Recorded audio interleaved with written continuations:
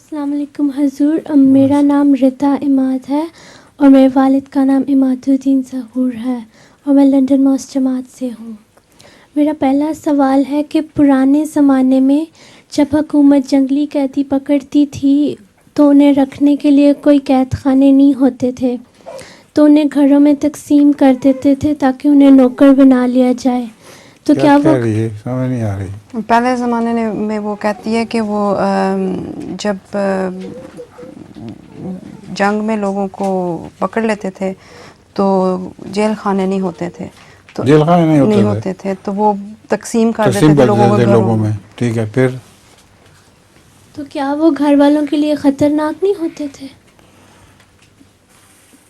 گھر والوں کے لیے خطرناک نہیں ہوتے تھے کیونکہ جنگ میں ہارے ہوئے ہوتے تھے اور ان پر اس غالب قوم کا روب پڑا ہوتا تھا، اس لیے وہ بالکل شرارت سے باز رہتے تھے، اور اگر کوئی شرارت کریں تو اس کی بڑی سخت سزا ملا کرتی تھی۔